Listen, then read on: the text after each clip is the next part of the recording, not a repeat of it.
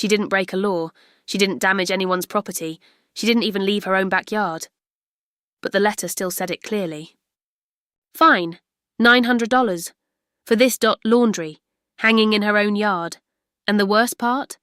If she didn't pay, they could take it further. Her home was at risk, all because of a clothesline. Melissa Carter wasn't rich. She wasn't powerful. She wasn't looking for trouble either. She was just a mother trying to hold her family together. Her husband, David, used to work full-time at the local hospital as maintenance staff. Not glamorous work, but steady.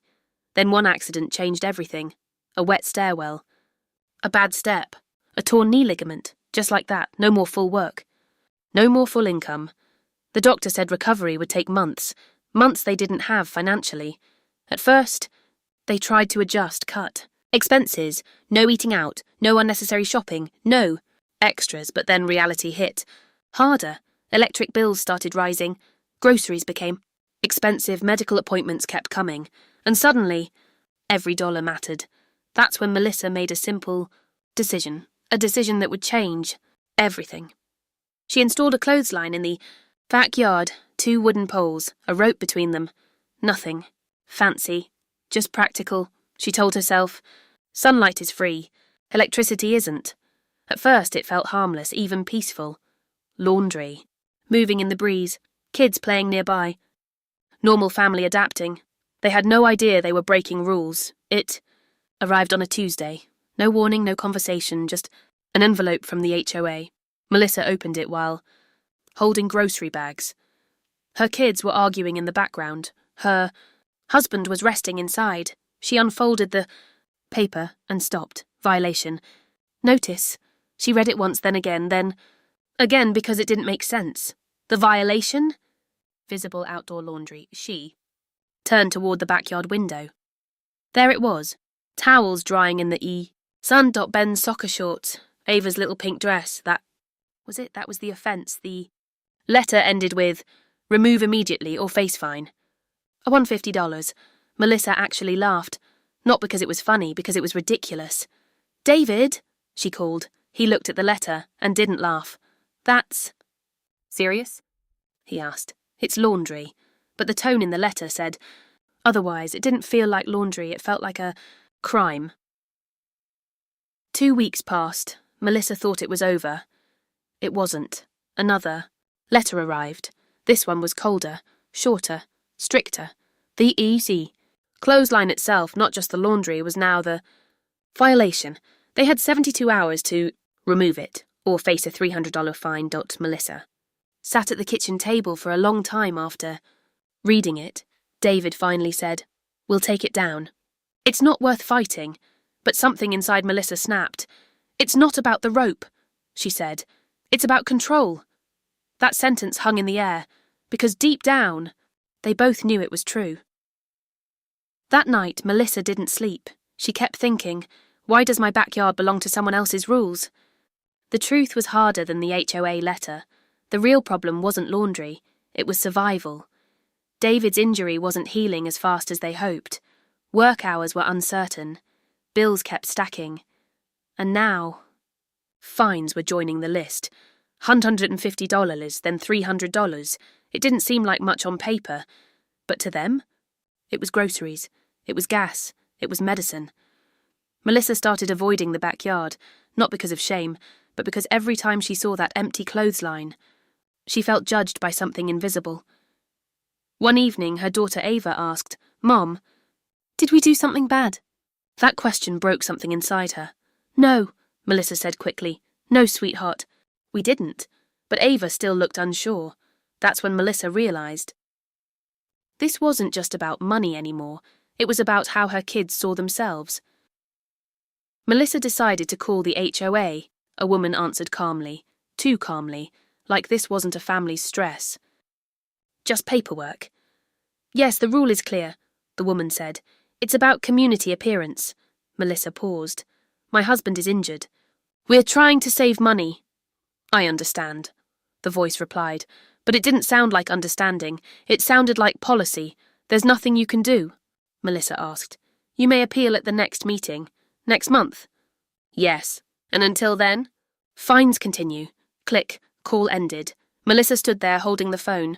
Quiet, David asked, "What did they say?" She didn't answer immediately, because she knew something now. They weren't dealing with people. They were dealing with a system.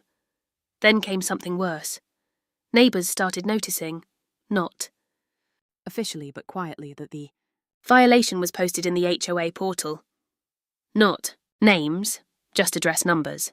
Still enough. People. New. Melissa started feeling eyes on her when she walked. Outside, like her house had become a symbol. One neighbour whispered, "They're really strict this year." Another said, "I'd just take it down if I were you." But Melissa didn't respond, because she wasn't sure anymore if this was about laundry or about something much bigger. The fines reached $900. That was the moment everything shifted.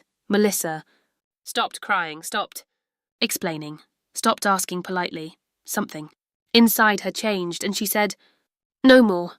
David looked at her. "This will get worse. Then let it." That weekend, she left the clothesline up, and that's when the HOA president came. Elaine Mercer. Perfect posture, perfect tone, perfect confidence. "This violates community standards," she said. Melissa replied, "It's my backyard." "Affects neighbourhood aesthetics." Melissa stepped closer. "My family is falling apart. Financially," she said. "And your problem is towels." Silence for the first time. Elaine didn't respond immediately, because the situation didn't fit her script. The HOA meeting felt like stepping into another clean room, soft chairs, controlled atmosphere. But what happened inside wasn't controlled. Melissa stood up, her hands shaking, her voice starting low, then stronger. "We are not refusing rules," she said. "We are asking for humanity," she explained. "Everything. The injury, the bills, the clothesline, the fines." Then she said the line that changed everything.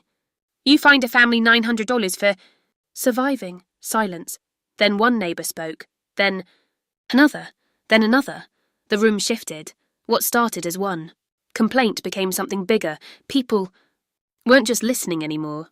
They were recognising themselves, because they all had something in common. They were all one rule away from the same problem. The HOA board left the room when they returned. Their tone changed. The fines were suspended. Re-evaluation was promised, but something bigger had already happened. The silence of the system had cracked, and people noticed. One neighbour said, "I didn't know we could speak up. That was the real victory, not the clothesline, not the fine reversal, but the realisation that fear had limits." A week later, the letter arrived, fines removed, rules softened, clothesline allowed.